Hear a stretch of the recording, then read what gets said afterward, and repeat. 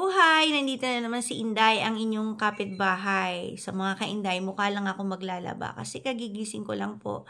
At Sabado po ngayon ng umaga dito at masamang-masama po ang pakiramdam ko. Gawa ng gamot na ini-inject ko tuwing Friday midnight ay masama po kasi ang effect nun sa katawan ko.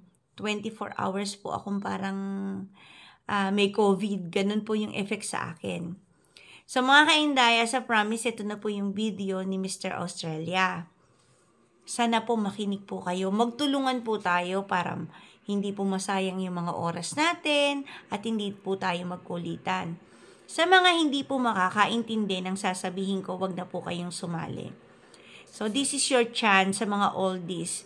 40 pataas hanggang siguro 50 plus ang pwedeng sumali. Kahit single mom kayo, okay lang. Basta, marunong lang po kayong umintindi ng sasabihin ko.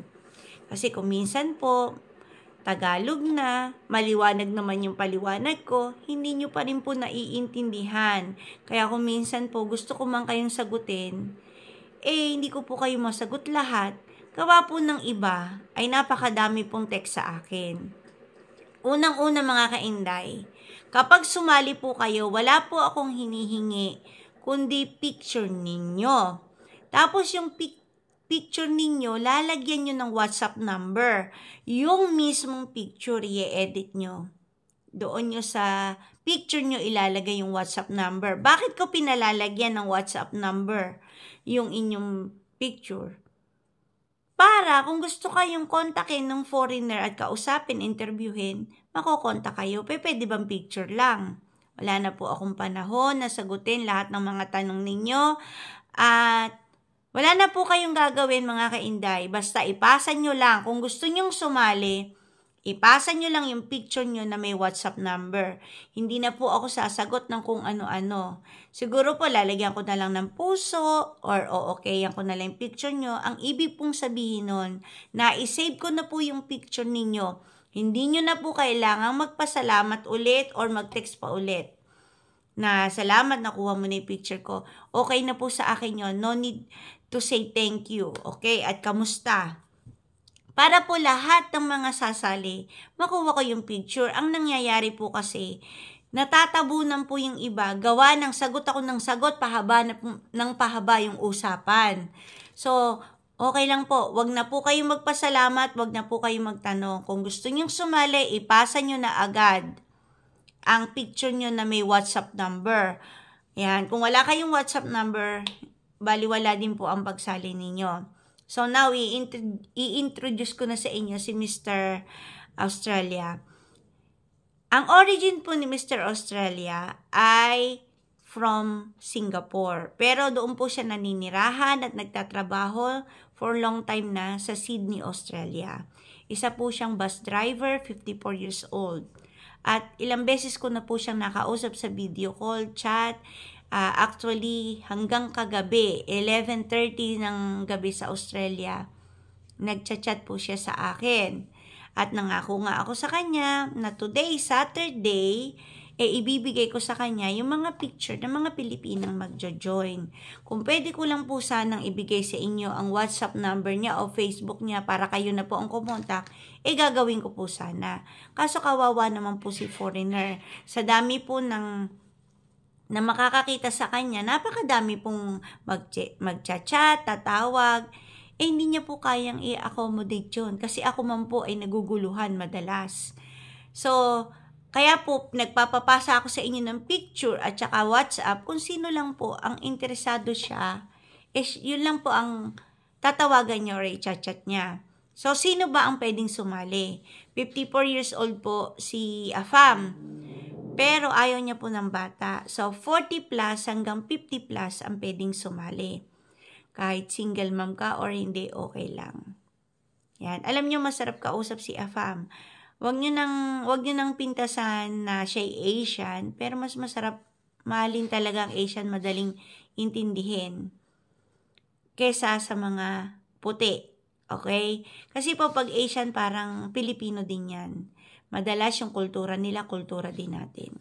Baga sa masarap mas madali at masarap pakibagayan. Okay?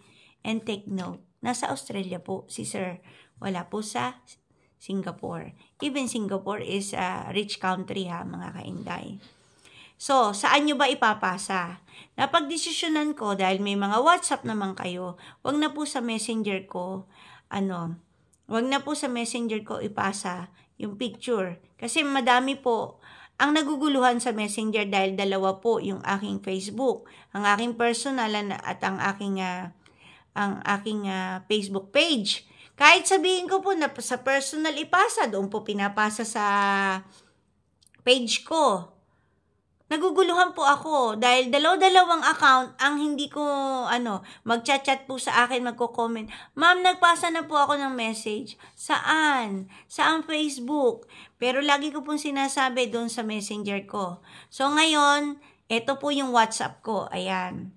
Binigay ko na po yung personal information ko para sa inyo. Nang isa na lang po ang papasahan nyo.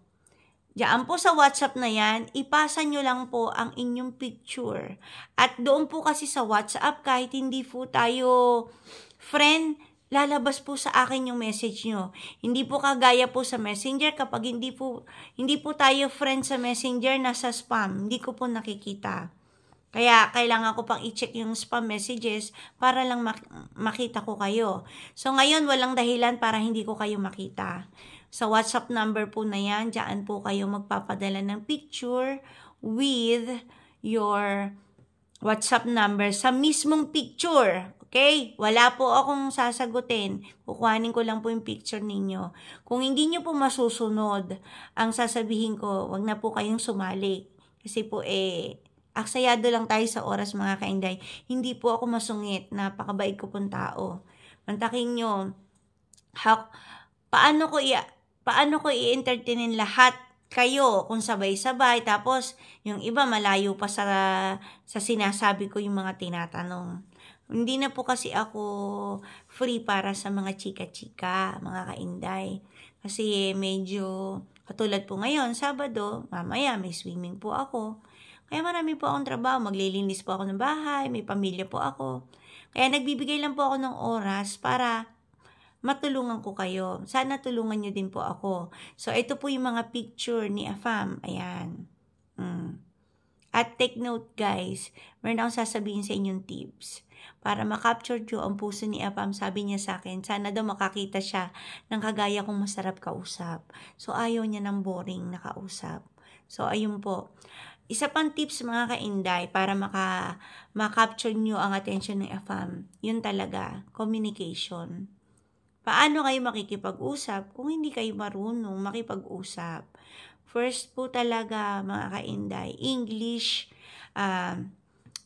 language is the most important sandata para makakuha ng Afam. Kung marunong kayo mag-English, makipag-usap sa English, ayun, masasakyan nyo si Afam. Pero kung napakahirap tayong makipag-usap sa English, hindi ko magagaranti sa inyong mga kainday na magugustuhan kayo ni Afam. Talaga po ang English ang the most important na sandata ng mga Pinay para makakuha ng Afam. So sa mga hindi gaanong marunong mag-English, pwede naman po kayong gumamit ng autocorrection sa cellphone na pag nag-type po kayo, ay makikita nyo po pag may line, ibig sabihin mali yung pagka-English ninyo. At maaayos nyo yung English ninyo dahil bibigyan po kayo ng cellphone ninyo ng guide. Naintindihan nyo po ba ako? Sa mga kainday, ayan na. Ito po ulit yung aking WhatsApp number. Diyan po kayo mag-send ng inyong picture with your WhatsApp number. Pwede nyo ring ilagay na, for example, ganito.